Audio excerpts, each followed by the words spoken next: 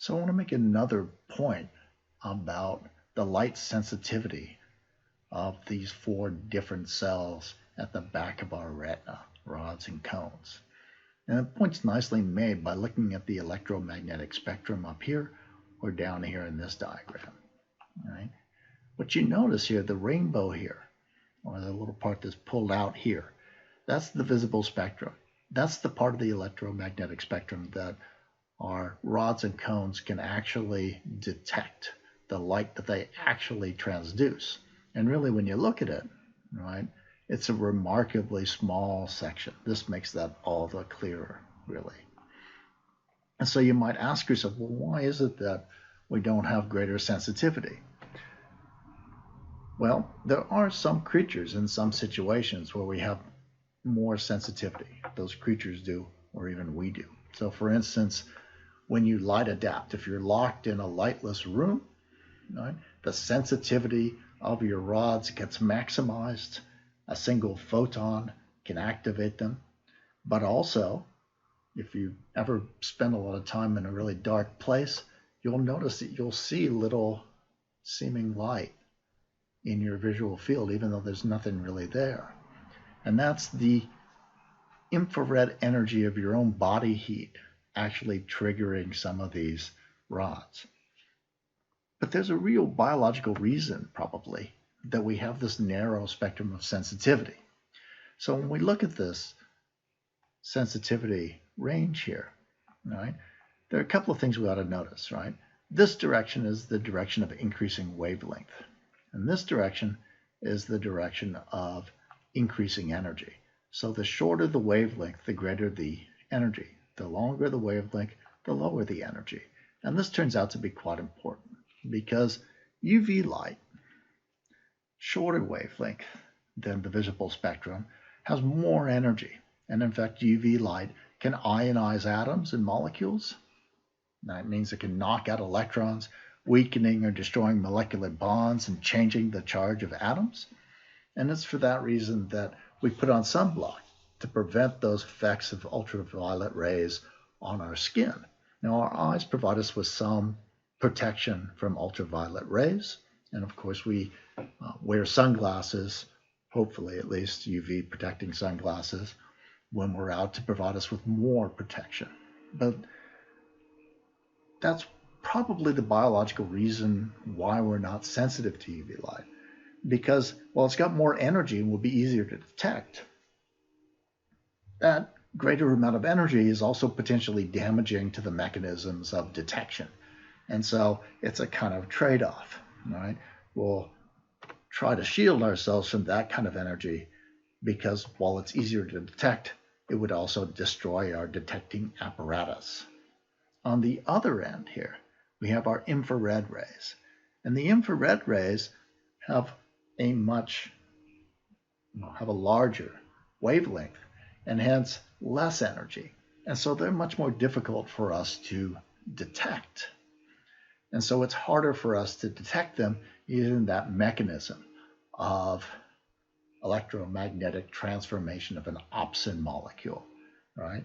And as a result, right, we're not sensitive to infrared rays because it would take a lot of them, or it would take a lot of resources to detect them with our vision. And so as a result, right, we're in this sweet spot, this narrow range that provides enough energy for relatively easy detection of light, but not so much energy that it's damaging to our eyes. So now let's look at something else. Let's look again at the structure of the retina and specifically at the distribution of light-sensitive cells throughout the retina. So one thing to notice here, this blue line indicates the number of rods. This is 0. This is the center of our fovea. This is working out one direction. This is working out in the other direction in terms of angle. That is degree from the fovea's center. Here, of course, there's nothing in the place where the optic nerve leaves the eye. But as you see, right, there's really no rods in our fovea, but they shoot up immediately as you start to leave that center area of the fovea, maximizing somewhere around 15 to 20 degrees out. But they're the cells that are the primary light-sensitive cells throughout most of the eye.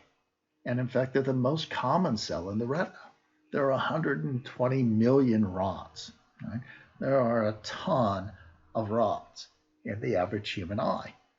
Only 6 million cones in the average retina. And so way more rods, these general purpose, highly sensitive cells. And these cells are the cells that operate during night vision. Your fovea cells are all cones, and they need more light to activate. And so at night, they tend not to be activated, or at least not well activated. So rods are real workhorses. Now, there's this tremendous number of them. But when we get to the ganglion cells, when we're getting right to the optic nerve here, the end of our retinal processing of the light that these cells transduce, only 1 million or so ganglion cells are receiving input from this 120 million rods. So there's this condensation of the information from rods to ganglion cells of 120 to 1, right? So there's much less visual acuity out here, right? These cells are larger, and so their resolution is smaller to begin with, but they also, right, get much less computational resources devoted to them than do our cones. So in the fovea, it's all cones at the center, right? And only medium and long wavelength cones are found in the fovea. Those short wavelength, the blue, they're interspersed out here outside of the fovea, not in the fovea itself.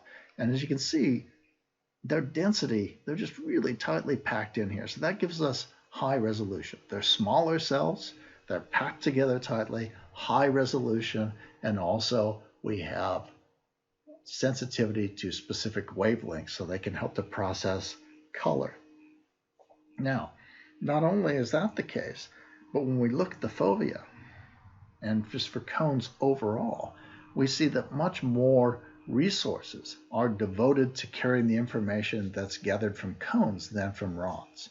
So overall, there are 6 cones for every ganglion cell leaving the optic nerve. All right? So a much lower information condensation going on there.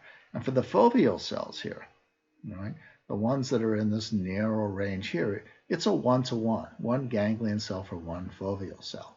So the information that these cells gather, right, very, very important and conserved in both processing and in transport out of the retina.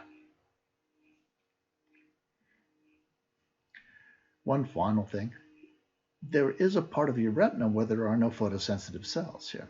It's a blind spot, literally, and that's where the optic nerve leaves your eye. We find no receptors there. Your brain fills in, projecting based on what's around it, what your brain thinks is in that area. So you don't see a blind spot, even though there is one.